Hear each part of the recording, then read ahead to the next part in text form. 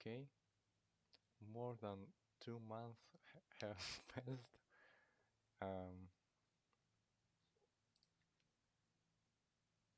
Jim Baker's Blue Jay Yarn by Mark Twain. One of Mark Twain's most famous short stories, Jim Baker's Blue Jay Yarn, was adapted from a campfire story told by Jim Gillis while Twain and Gillis were prospecting for gold during the winter of 1864 to 65. It must have been an interesting story in those circumstances. A story about Jay's futilely filling a hole, told to men who were fruitlessly digging one. Twain transforms the original into a biting satire about human behavior and persistence. Animals talk to each other, of course. There can be no question about that. But I suppose there are very few people who can understand them. I never knew but one man who could. I knew he could, however, because he told me so himself. He was a middle-aged, simple-hearted miner who had lived in a lonely corner of California, among the woods and mountains, and a good many years, and had studied the ways of his own neighbors, the beasts and the birds, until he believed he could accurately translate any remark which they made. This was Jim Baker. According to Jim Baker, some animals have only a limited education, and use only very simple words, and scarcely ever a comparison or a flowery figure, whereas certain other animals have a large vocabulary, a fine command of language and a ready and fluent delivery. Consequently, these latter talk a great deal. They like it. They are conscious of their talent, and they enjoy showing off. Baker said that after long and careful observation he had come to the conclusion that the blue jays were the best talkers he had found among birds and beasts. Said he, "There's more to a blue jay than any other creature. He has got more moods and more different kinds of feelings than other creature. And mind you, whatever a blue jay feels he can put into language. And no mere commonplace language either, but rattling, out-and-out book talk, and bristling with metaphor, too, just bristling. And as for command of language, why you never see a blue jay get stuck for a word. No man ever did. They just boil out of him. And another thing, I've noticed a good deal and there's no bird, or cow, or anything that uses as good grammar as a blue jay. You may say a cat uses good grammar. Well, a cat does, but you let a cat get excited once. You let a cat get to pulling fur with another cat on a shed, nights, and you'll hear grammar that will give you the lockjaw. Ignorant people think it's the noise, which fighting cats make, that is so aggravating. But it ain't so. It's the sickening grammar they use.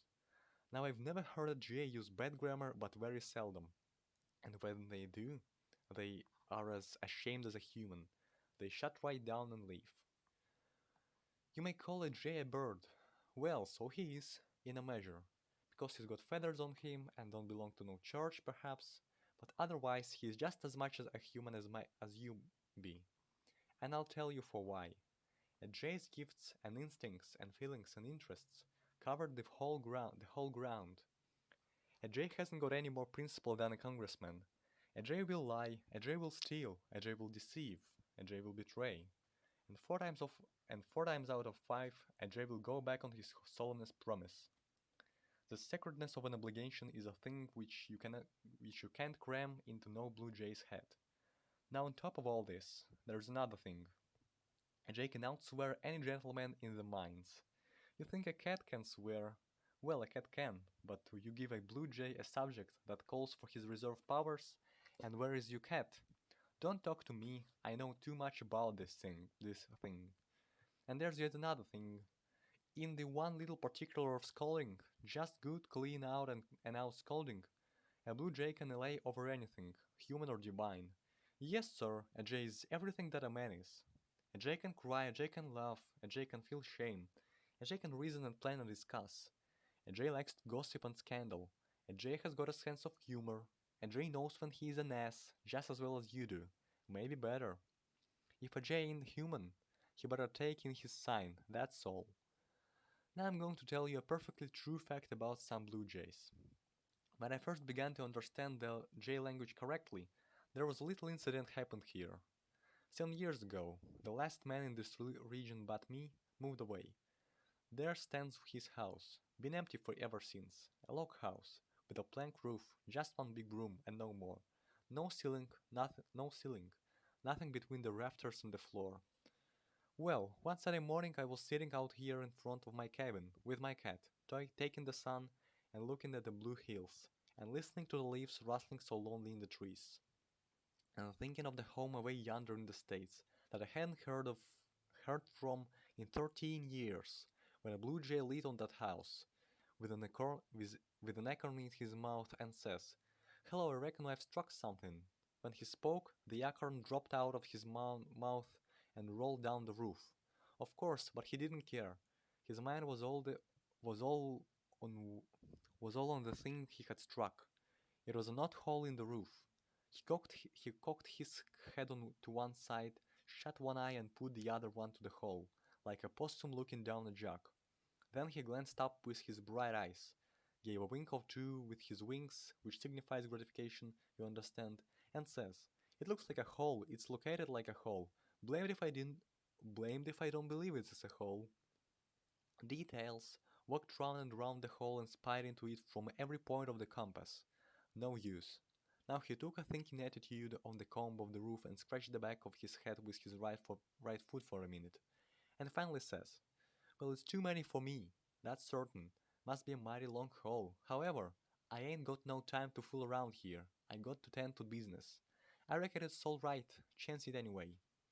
So he flew off and fetched another acorn and dropped it in, and tried to flirt his eye to the hole quick enough to see what become of it, but he was too late. He held his eye there as much as a minute. Then he raised up and sighed and says, "Confound it, I don't seem to understand the thing. No way. However, I'll tackle her again." He fetched another acorn and done his level best to see what become of it, but he couldn't. He says, "Well, I never struck no such hole as this before. I'm of the opinion it's a totally new kind of a hole." Then he began to get mad. He held in for a spell, walking up and down the comb of the roof and shaking his head and muttering to himself. But his feelings got the upper hand of him, presently, and he broke loose and cast himself back black in the face. I never see a bird take on so about a little thing. When he got through, he walks to the hole and looks in again for half a minute.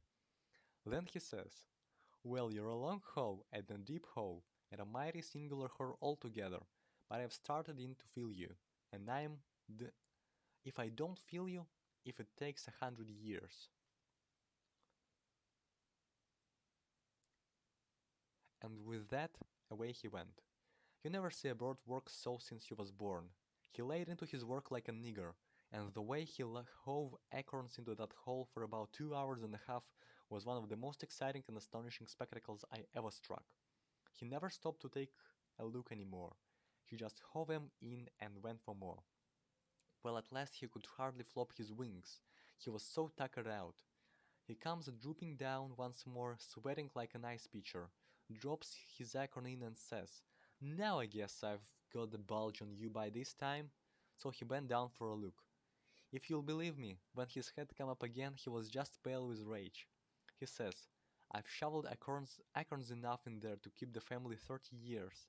If I can see a sign of one of them, I wish I may land in a museum with a belly full of sawdust in 2 minutes." He just had strength enough to crawl up onto the comb and lean his back against the chimney, and then he collected his impressions and began to free his mind. I see in a second that what had I mistook for profanity in the mines was only just the rudiments, as you might say. Another jay was going by, and heard him doing his devotions, and stops to inquire what was up. The sufferer told him the whole circumstance, and says, "Now yonder's the hole, and if you don't believe me, go and look for yourself." So this fellow went. So this fellow went and looked, and comes back and says, "How many do you say you put in there?" "Not any less than 2 tons," says the sufferer. The other jay went and looked again. He couldn't seem to make it out, so he raised a yell, and 3 more jays come. They all examined the hole. They all made the sufferer tell it over again.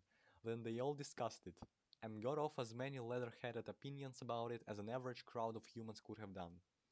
They called in more jays, then more and more, till pretty soon this whole region appeared to have a blue flash about it.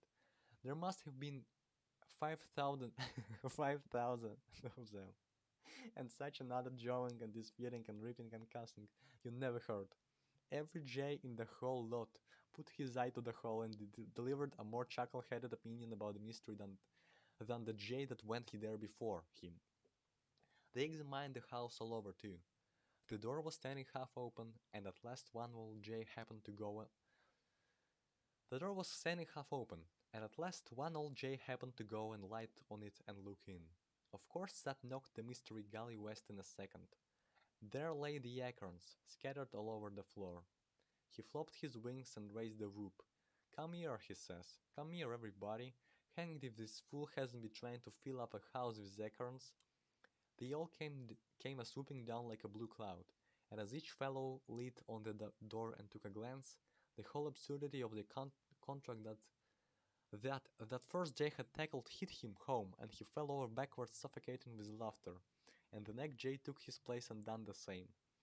Well, sir, they roosted around here on the housetop and the trees for an hour, and guffawed over the thing like human beings. It ain't any use to tell me a blue jay hasn't got a sense of humor, because I know better, and memory too. They brought jays here from all over the United States to look down that hole, every summer for 3 years. Other birds too, and they could all see the point, except an owl that come from Nova Scotia to visit the Yosemite. And he took the thing in on his way back. He said he couldn't see anything funny in it, but then he was a good deal disappointed about Yosemite too.